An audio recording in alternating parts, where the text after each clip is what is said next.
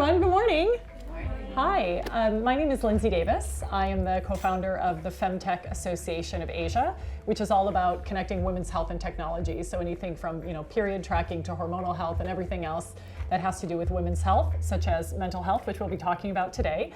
Thank you guys all for coming. It's so nice to have such a nice crowd and obviously really engaged in the topic. And also it's especially exciting to be here when it's a book launch of so many years of hard work put into what look like pages, but is probably a lot of blood, sweat, and tears, and everything in between. So it's really great to have you all here. And I'm sure a lot of you know Natalia. I've heard her speak before, have seen her on LinkedIn. We met a couple months ago, so that's been really fun to just watch. I feel like I get really lucky to meet you right when you're doing all the amazing launches, so I feel kind of spoiled by that.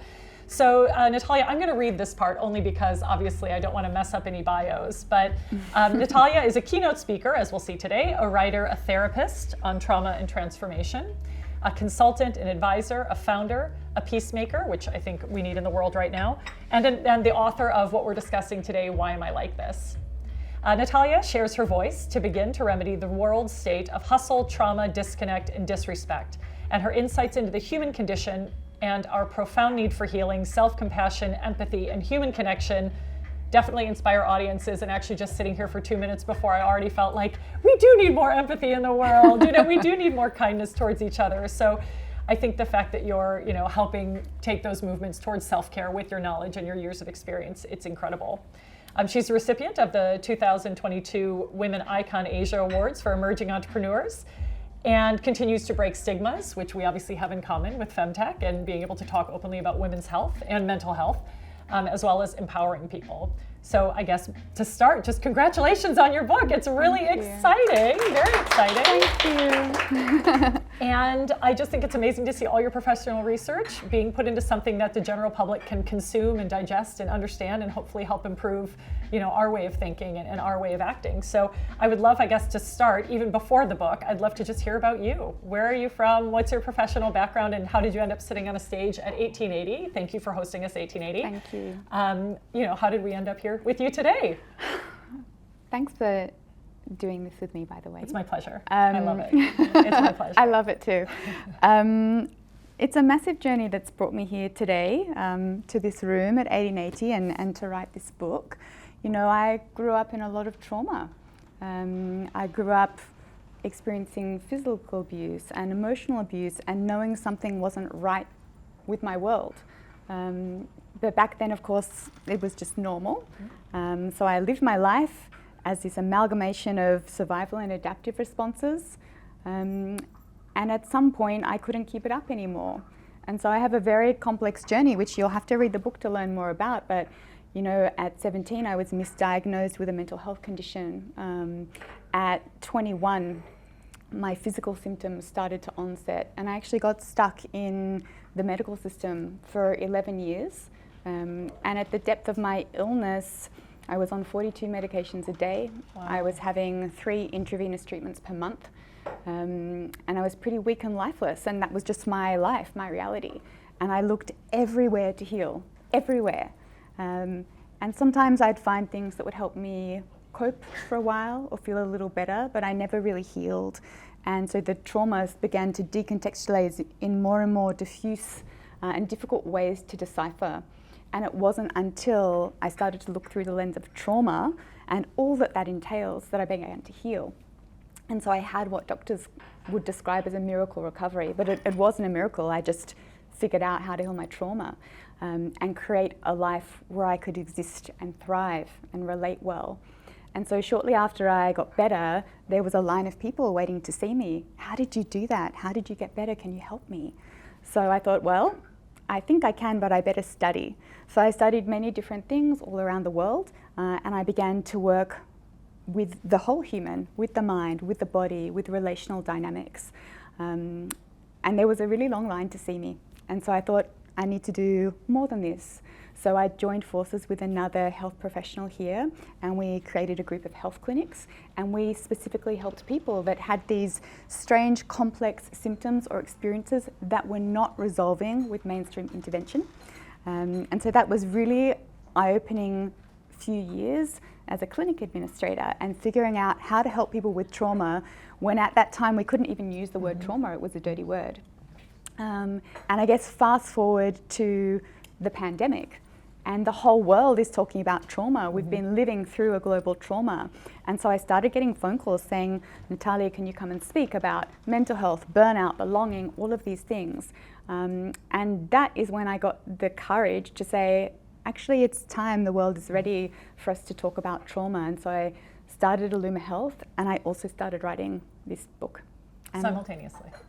Yes. A lot of things. Always. Lot of things.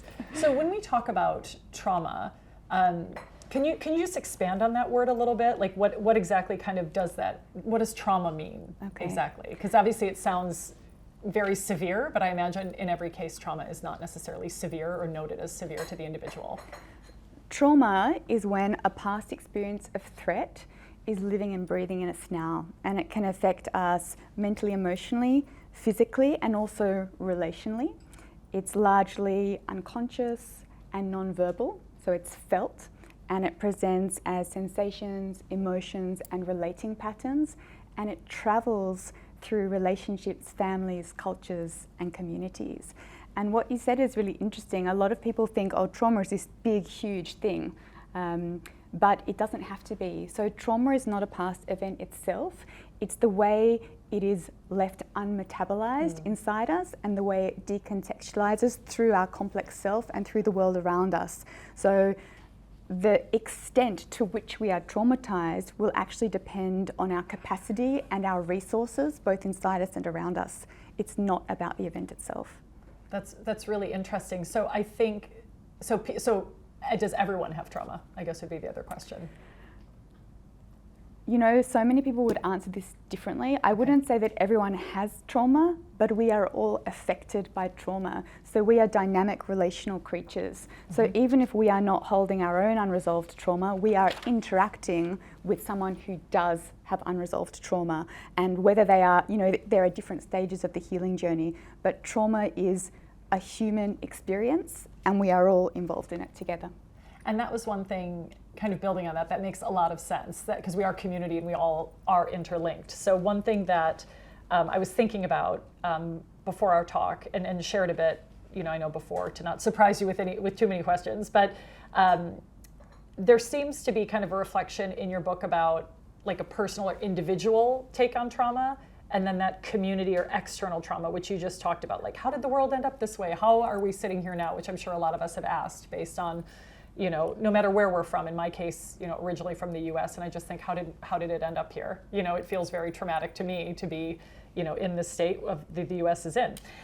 So when I think about that, can you share a little bit about that internal and external influences, how it impacts individuals, communities? Like when you talk about relational, can you just talk a little bit more about what that means with trauma and how it, you know, I know post-traumatic stress disorder can be carried down generations. Would that be an example of that, for instance? Absolutely. That's a lot, sorry. So basically external and internal is my question. Yeah, well, it's a really complex conversation, and something I'm really passionate about is trying to bring these really complex concepts into words that are digestible so we can all really understand what's going on inside us and around us. So we are, the way we are and who we are is a series of either responses or reactions to external stimulus, both from the past and the present. Our blueprint for self is largely formed by the dynamics and experiences in our early life. So our greatest influences are our mother, our father, and our family, but we are also largely influenced by our community, our culture, our religion, and also the context of the world that we live in. And so all of these things come together to create who we are, and we bring all of this into who we are now in the present. Because we are essentially relational, dynamic, and evolutionary, we will continue to change and either evolve or adapt based on dynamics in the present as well. Now, because we do live in a really traumatized world, and it has been that way for some generations, we are holding on to generations of perceptions, bias, ways of existing and relating that actually are harmful, that don't support ourselves or each other. So all of that comes together to who we are now.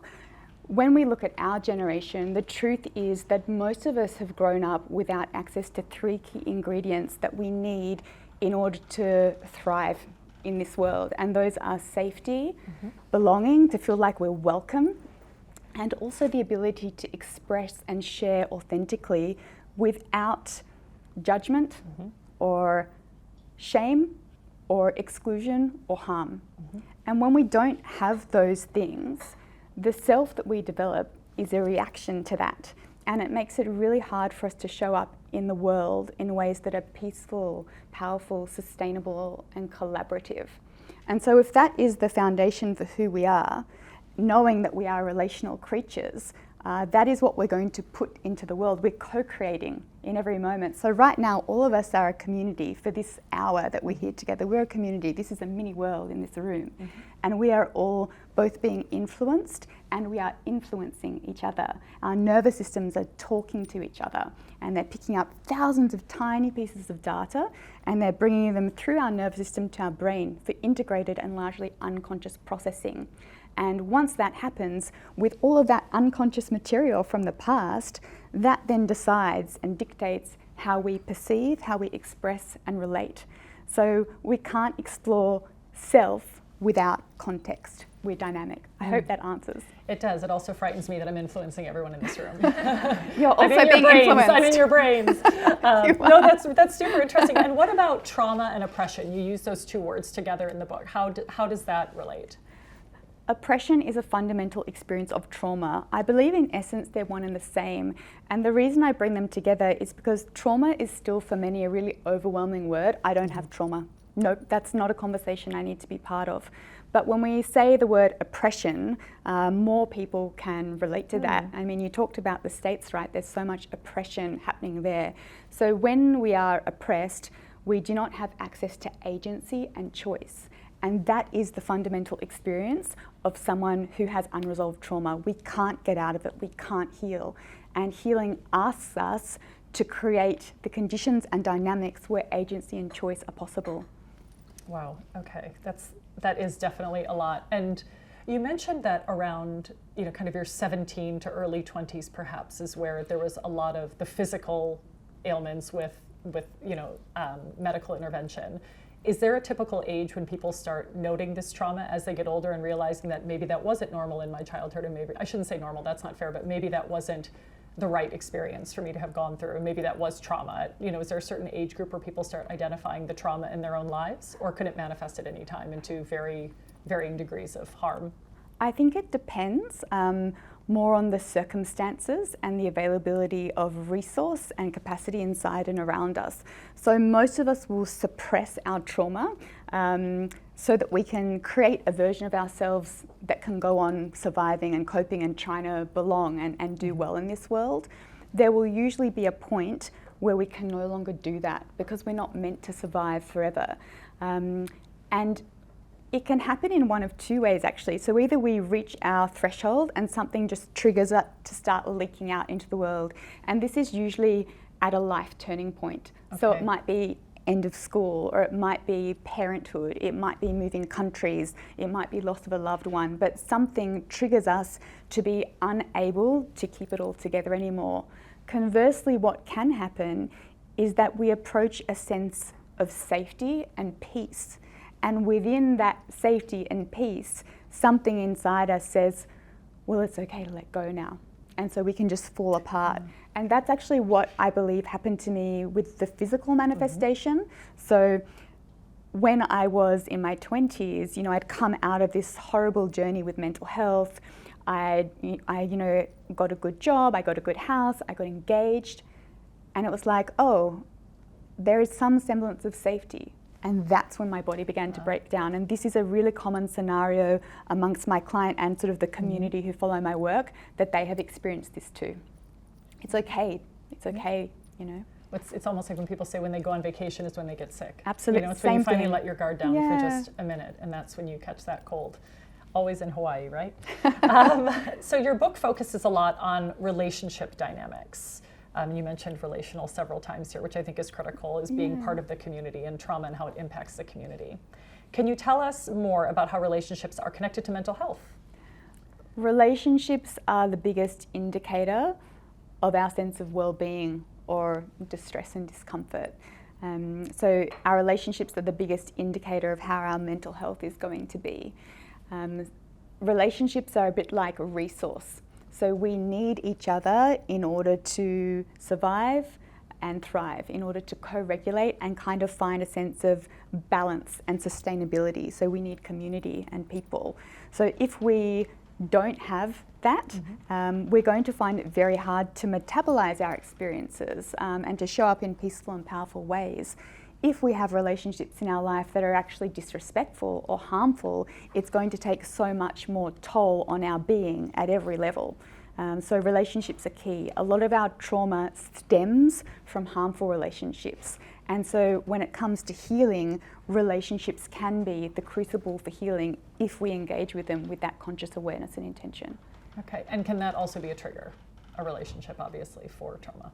The exact opposite? Absolutely, right. Okay. Absolutely. And that's a really common thing when you know, everyone has friends, and I've been this person too, who ends up in really difficult or disrespectful or harmful relationships again and again and again. And either it's that our unconscious is trying to repeat past harmful relationship dynamics, or that it's someone that we engage with becomes a trigger for all of the trauma that we're suppressing. So the relationship can be the trigger for what we were talking about, for the trauma to start coming out. Okay. So that's a lot to unpack there when it comes to relationships, whether it's, friendships or, intimate relationships with loved ones, whatever that could look like. And I guess so can you talk a little bit more about that, actually? So what would be some things that people, is it as simple as these are things you should look out for, or behaviors that you see, or how to spot a cycle? Do you have any thoughts around that for the audience or me? When it comes to just identifying relationships, again, I'm not talking about loved ones, but it could just be people you interact with, and how to identify something that could start towards a cycle that's unhealthy. Again, it's a really complex conversation. So to understand our relationship patterns now, we have to look back to what I call our map for love. Okay. So our early life relationships set our relational blueprint. So we learn what relationships look like, how to give love, how to receive love, how much is too much, how much is not enough. And so if we have learned in the past that love is harmful or shaming or neglectful, or demands that we shift and change ourselves, those are the kind of relationship dynamics we're going to unconsciously seek in our adult life. And so in order to start spotting signs, we need to look back to that blueprint, that map for love. And I write a lot about this in the book. We also need to understand, how am I perceiving? What are my perceptive and proprioceptive pathways? And to understand this, we need to learn about our nervous system. So in the case of trauma, what happens is that past experiences of threat internalize and remain inside us, or are triggered dynamically through relationships. And so we can often perceive threat where there is none, and we can often perceive safety where there is none. So our wires get crossed. And so to understand, when we're relating, am I experiencing what is true and current in the present, or are my perceptions coloured by the past? So it's super complicated. So in order to spot whether people are harmful or not, we need to first understand, how am I processing them? And it seems like a book is a great place to start, but it seems like this type of work is consistent and continuous. So, till the last page of the book and onwards. So what I guess is, coming out of this book, someone reading it, what would you hope they'd take as a next step for themselves? In the book, each chapter provides self-inquiry questions so that you can start to think, not only while you're reading it, but after. So I hope that the book helps a lot of people who read it to become more aware about their why, and to then take steps to set a boundary with themselves and with others, and say, no, I'm not going to allow all these past influences to dictate the way I perceive, express, and engage in the world. I'm going to choose to do it differently, to show up and relate in ways that heal rather than harm. Excellent. And what about the cover of the book? I was actually interested. So I'm going off on a few tangents now, but I just think this is really interesting. Can you talk about that a little bit? I love my cover. Yeah. I'm so happy with my cover. It took a really long time to get here. So the book is out with Penguin Random House, and so it's one of their illustrators who designed the cover. And initially, you know, when you get a book deal, you have to, at the time that you're submitting, submit a brief for the cover.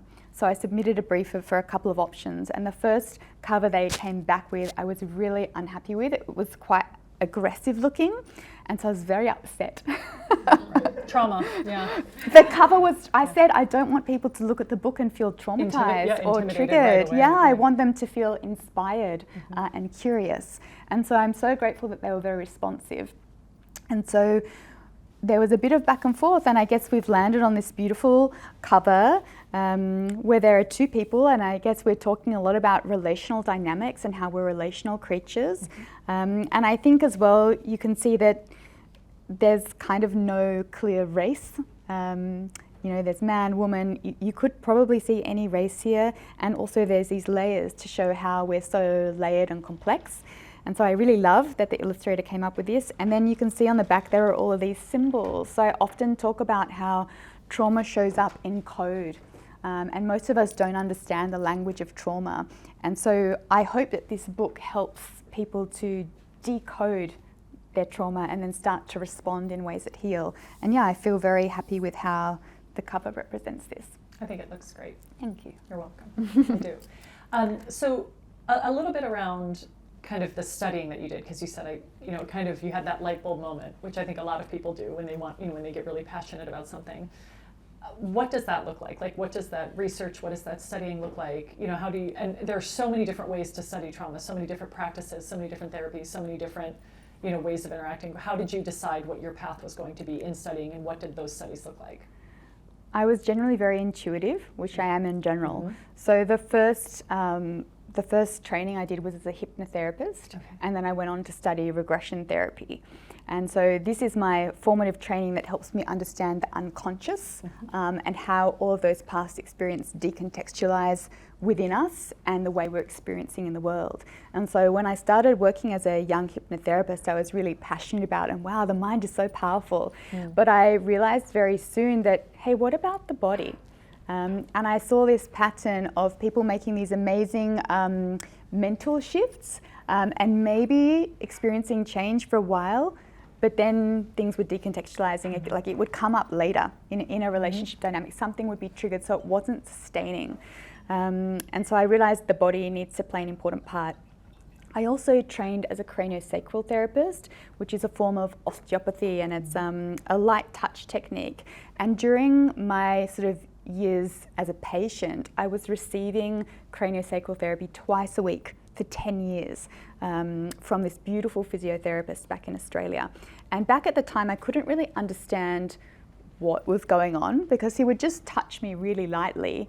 I felt better in his presence. So I was in very severe pain. My pain would decrease, my mobility would increase, my power would increase. So my hands were in splints, I wasn't able to walk properly. And just from being gently held by this practitioner, I would feel better.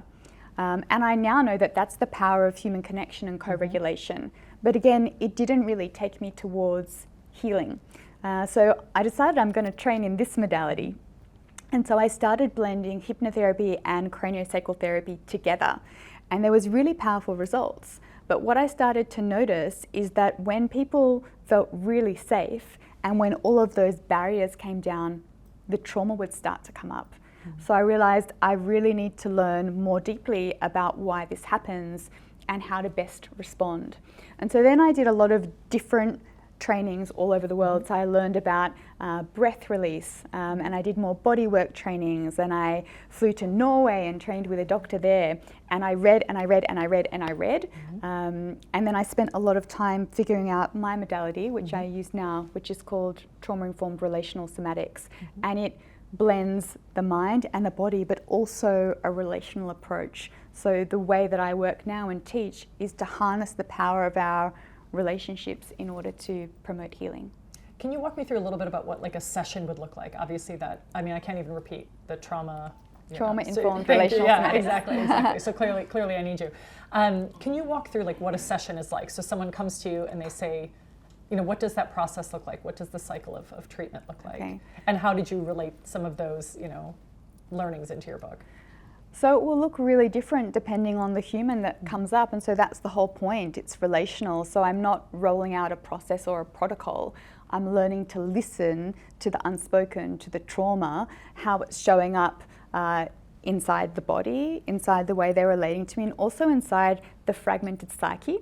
So someone that comes in with trauma will often be only expressing from a part of themselves, and there'll be all these other internal voices and experiences going on. So I've learned to tune into what's not expressed. So I'll tune into someone and we'll allow the story to emerge.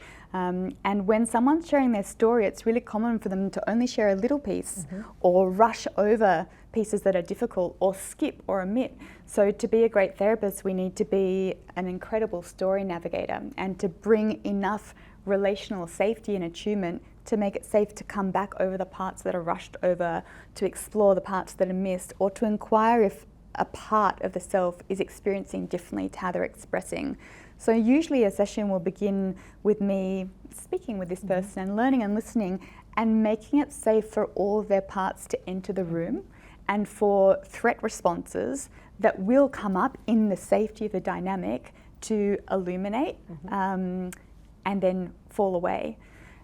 Usually we'll then move to working on the table and creating an experience of safety and resonance with the body that then allows the person to tap in to the suppressed trauma. So because trauma is non-verbal, unconscious and felt, we often can't access it through just talking alone. We need to enter a state where the felt and the unconscious come into the room and can be brought into the unconscious. And here we connect our left and our right brain. So when someone's on the table, different things can happen. They might just feel super safe. They might feel emotion welling. They may have memories, which is the trauma coming up for processing, and the body may want to twitch or move, or there may be movements that want to complete and express through the body, and it will be different every time. And after we do some work on the table and process, we spend some time integrating, coming back to safety and making sense of the experience. Wow, that sounds amazing and also intense, and I'm assuming that this is over the course of several sessions. So the way I work,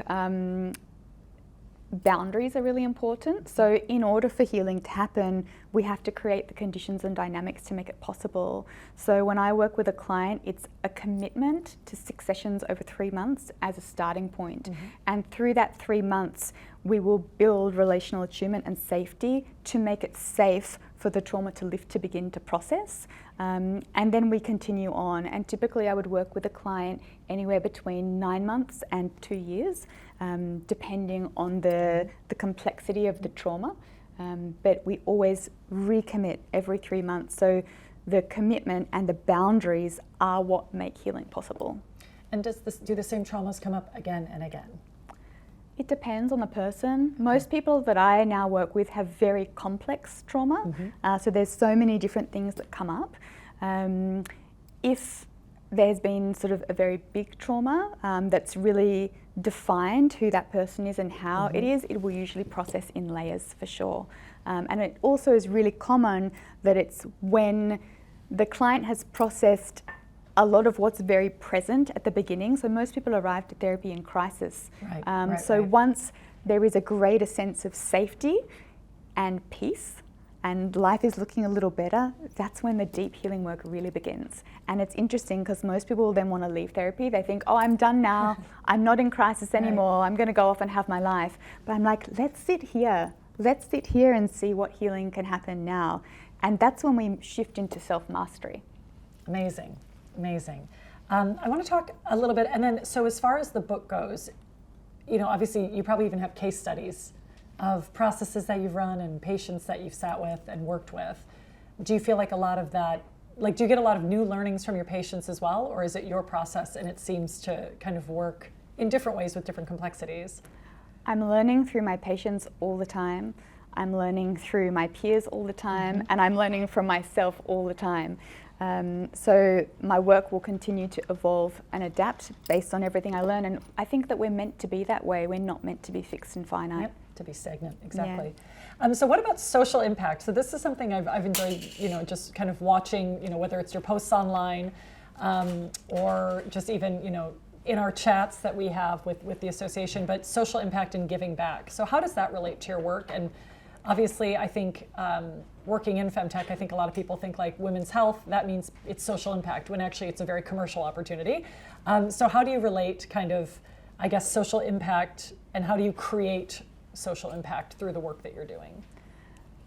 I believe our own healing is the road to the social impact that we crave. So when we are able to bring all of our unconscious into the room and into our awareness, and when we can check our bias, and when we can start showing up in ways that heal rather than harm and create an experience of compassion and belonging, we are creating social impact. So when we heal our trauma, we change the world. And so I believe that every single person that is making a commitment to their own healing is co-creating a kind of world. Okay. And then when it comes to trauma, like what you're saying, how does one know if one has trauma? I guarantee a lot of us do, but how does one know to take the journey to start thinking about it from a trauma perspective versus just like, oh, it was a bad day, or I didn't like that part of growing up, or what, reflecting on it, like how do you kind of identify what is trauma and what this type of work, like when you should be doing this type of work as an individual? Because this is not familiar to me, so this is, how would I know to apply it?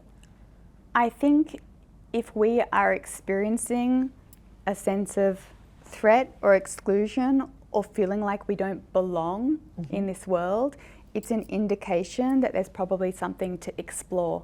Whether we want to label it trauma or not doesn't matter. But a really common experience for many people is to feel like, I don't fit here. And so some people might feel like they've been born into the wrong body, into the wrong family, into the wrong country or race or era. And this is one of the core markers that suggests we haven't had those three ingredients of safety, belonging, and the ability to share authentically. And so if we feel like something's wrong in our world and we don't belong here, it's an indication that exploring could be really helpful. All right, that helps. Thank you for that. And this kind of, you just lead me into my next question. I love it. Diversity, equality, inclusion, everything in the D&I space is obviously becoming more and more important, and thankfully so. So can you talk a little bit about your take, outside of what you just described a little bit, but a bit more maybe looking at it from the corporate environment versus the individual as well, would be really interesting to hear. So the DEI movement has arisen because people are feeling a sense of exclusion and inequity, and like they're not truly welcome. And so the DEI movement is trying to remedy that. I don't think we can really have a conversation about DEI without looking at trauma, because belonging is one of those key components that relates to trauma. If we are holding unresolved trauma, it's going to stop us from feeling like we belong, and it's also going to continue to cause us to move with bias and to keep judging and shaming others. So if we really want to move the needle in this conversation, I think we need to bring trauma into the mix. Something that's very interesting that I see with this movement is there's a lot of asking others to shift their expression so as not to trigger us. And so this actually takes us towards a relational dynamic or a culture where everybody's hypervigilant. Oh, I better not say the wrong thing because I'm going to trigger that person. Or, hey, don't speak to me like that. You're triggering me. You need to shift. And when we create a culture of hypervigilance and we keep asking ourselves to twist into pretzels so as not to upset anybody, we actually perpetuate the same cycle where we are not belonging and where we are shape-shifting, where we're not able to show up as our authentic self. So I think something that's really very important is for us to bring trauma work to the mainstream. So rather than try and avoid triggers, what I would love to see is that we bring very gentle awareness to our triggers. and explore the story. Because it's when we create safe dynamics and communities that we can explore the triggers and where they come from and what's been lacking. That's when healing happens, not when we sort of stand back and become super hyper vigilant.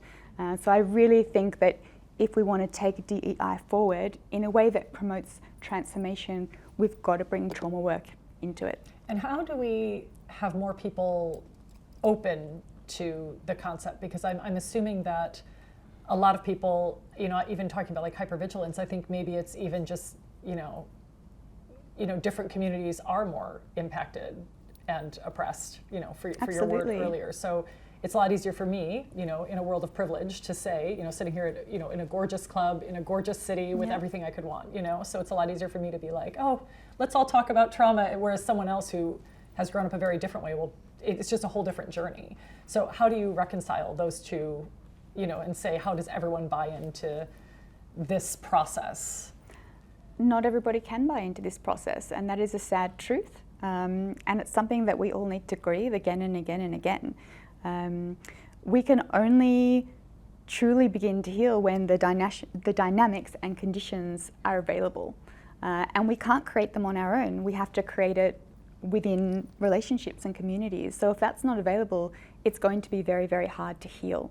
And when that happens, if we are living in a culture, a relationship, a system that doesn't promote our healing and our well-being, it's very, very hard. And a lot of people can't even make the decision to leave those dynamics or systems because the alternative would be even more dangerous than to stay within them. And so when this happens, actually what we need to promote is awareness, working with our own personal boundaries and trying to access agency and choice as often as possible. But the sad truth is healing isn't available to everyone. I don't want to sugarcoat it. Yeah. And so there's the individual saying, I'm choosing to heal for myself and manage my own trauma or confront my own trauma, maybe a better word. What about helping others? How does one help others towards their journey? Becoming aware and compassionate of somebody else's trauma and their why is the first step. Not joining them in it is the second step. So this is all about compassionate boundaries. So we can understand and empathize that perhaps the way someone is engaging or expressing in ways that are unkind or disrespectful or harmful derives from their trauma. And if we were to join them in it, we would react. And so then we actually end up creating the cycle again and again. But what we can do is understand, acknowledge, and learn how to create compassionate boundaries where we say, I see you and I hear you, but I don't join you in your reality. And the more empowered we are to do this, that's how we become the humans that break the cycle. And it's often when you hold up this very compassionate boundary that the person can actually start to see and feel what's happening inside them in a real way. And that's when healing can actually begin to happen. When we don't hold up a boundary and we join someone in their trauma or their chaos, they can't see it and it continues. And I think that it's a very fine art to be able to hold up these boundaries in ways that promote healing. And the last part of the book is called, I keep saying and before every question, I'm not sure. I think it's because I feel like we're continuing to talk. The last part of the book is called The Laws of Peace and Power. Can you tell us about these laws, where they come from, why, what they mean to you, etc.? Sure. Thank you. So the Laws of Peace and Power is the code that I try to live by, to continue to create a sense of internal peace and relational harmony in my life. I don't always live by them. I slip out, and usually there's a consequence when I do, but I'm quite good at noticing it, trying to process and understand why that happened and to grow and to come back to them. Once we've done our core healing work, so once we've brought all of the unconscious matter into conscious awareness, we reach what I call the point of freedom. And this is where we become the conscious co-creators of our life and the lives around us. And this is when we can choose to live by these laws. So This is my beautiful bookmark that has the laws on them. So the laws are 1, reclaiming sovereignty; 2, capacity and personal sustainability; 3, complete accountability; 4, receptivity; 5, purity of power; and 6 is reverence. And I believe that when we adopt the laws of peace and power as a code for living and relating, we will break the cycle of trauma, and we will be able to show up in ways that are peaceful, powerful, sustainable, and collaborative. Oh, amazing, amazing. I think so. Oh gosh, there's so much. First of all, I should look out here. I should look out here and ask if anyone has any questions in the immediate that we welcome. Hi. Is there a way to, obviously all of us have a lot of experiences which we don't like. Mm-hmm. It may be traumatic or not, depending on the person's perception and response to it. And of course, some people's threshold may be very high and takes a very traumatic events like murder or violence to trigger it, to be traumatic for it. Another person may be, I see a sick person and it's traumatic. I see a dying person or death. That's for Siddhartha. He's special. Okay, and then for normal people like us, is there a way that we can instantly let go everything of all traumas to have a space, to create a distance, so that we can see from whether it's emotional distance or physical distance or whatever, spiritual distance. And then that means we have a dichotomy. We have a self that is hurt, another self that see from a distance, dispassionate, and yet can respond in a way that's different. When we were young, we were innocent, ignorant, don't know how to respond inappropriately. Now that we are adult, old enough, we have more skills. Can we have the dispassionate self that with the more skills respond differently and in a way that can bring up the child that was hurt to be a discerning adult, to be able to respond appropriately? Can we do that? How do we do that? I believe we can do that. This is what healing is, but I don't believe it's instant. I think it takes years and years, and anyone that's offering some instant way to become a fully healed human is serving you some kind of Kool-Aid.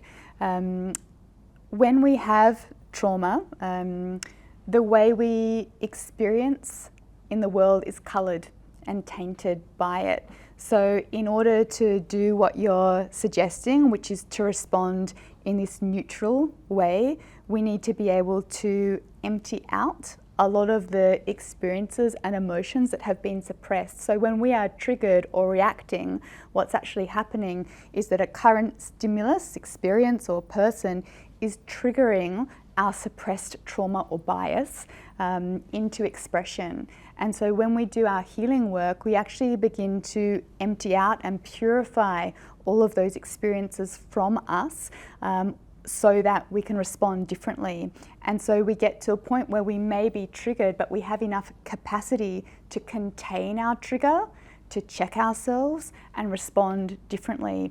And this comes from a lot of healing work, a lot of self-inquiry, a lot of healing and mastering our nervous system, and learning to exist here differently. But I do believe it's possible, and I think this is what I hope that the book supports people to do. But it's a long-term job. I personally believe, it's an opinion, that we cannot empty out, because these experiences is really etched into our psyche. Yes. It's really imprinted, and we cannot remove the imprint. What we can do is only reinterpret it, so that instead of the old emotion it triggers, we can reinterpret it, that we can have new emotions to replace the old emotions. Okay. Just like, certain computers you can just delete the memory, but we humans cannot delete memory. We can only replace it with different emotions to the old male-adjusted emotions. How do we do that to have a new way of more adaptive emotions to replace those old male adaptive emotions that make us what we are now. Yeah. Because we may be replacing it with even worse emotions, Okay. even more male adaptive. Mm-hmm. For example, like Hitler, he was great in bringing Germany up, from oppression by those victorious nations, those unreasonable war reparations, so that the whole Germanic peoples were felt oppressed, and suddenly a savior come up. He was good to his mother, loved his mother, but he has grievances, real or imagined, against the Jews. That's why he created so much Holocaust and suffering. But he did what many people did, like Alexander the Great conquered other peoples, those Genghis Khan or whatever, those mighty powers that went around conquering. He did very bad things like Holocaust, which is different from other people. But in other ways, he's like others, whether it's benevolent or not, conquering other people. In that sense, he's still the same with other good people. Thanks for sharing. How do we replace it with new emotions, new mind, new ways that is better and good and adaptive and not even worse? Yeah. How do we do that? It's very complex, and I hope that my book helps a lot of people to do that slowly over time. So I cannot give you an answer like this, and I don't think that anybody could do that. I agree that we cannot erase the past, so that blueprint is there, but what we can do is slowly begin to rewrite the code. And in order to do that, we have to heal our nervous system. We have to learn about how the past is influencing us in the present. And I believe we do need to discharge a lot of threat and a lot of suppressed emotions. And part 4 of the book speaks about the unconscious emotions of trauma that many of us hold. So I hope that that's helpful, and you'll have to read the book to learn more. Yeah. I have a question. I totally believe in mental therapy and all that, but when you see someone who's going through a hard time, let's say if they're your parents or your loved one, and they don't believe in it, how do you help them get on that path? It's really hard. We cannot force anybody into their healing, and sometimes when we try and force someone to explore something that they're not ready for, they're going to repel further into their own chaos, and there's also going to be a rupture in our relationship. What we can do is work on our own embodiment and show up as the example for how we can live in ways that heal rather than harm. In the end, there's choices, isn't there? So we have to accept people for who we are, and either that means we accept them and we continue to engage with them, or we start to draw different boundaries around the way we engage with them. So again, not joining them in their chaos and in that cycle of reactivity. And in some cases, we choose to leave. And I think to do that brings up so much grief, and it forces us to feel our own aloneness. And many of us would rather stay in dysfunctional dynamics than to leave and to actually sit with our own pain. And in the book, again in part 4, I talk about the wound of aloneness. And I think this is the wound that many of us are running from, and what keeps us in dysfunctional relationships and also engaging in experiences that really don't serve us. Does that answer? I have a question in terms of the many ways to healing and how we navigate, because it's just a bit overwhelming. There's so many options to how to get support and how to get help. Even within the clinical psychology framework, there's EMDR, there's so many different types of things. And some of the things you mentioned today about other types of therapy that I actually haven't heard of. So my question is a bit more about how do you know what's right for you, and how, and even within that, I imagine it's not linear. So how do you, plan your journey on this process? And also everything's quite expensive to access. So what's the way to do this? Thanks for that question. When working with a therapist or a practitioner, the most important thing is that you feel safe with them. And I believe that that is the therapy. And the modality that that practitioner or therapist is using is secondary. So it's about, do I feel safe? Do I feel heard? And do I feel like I'm not hiding parts of myself? So that's a really common thing to happen in the therapy room, is that people show up and perform for their therapist. And that's a trauma response in itself. And if we have a tendency to do that, does my therapist catch that? Do they catch that I'm not being authentic or that I'm hiding?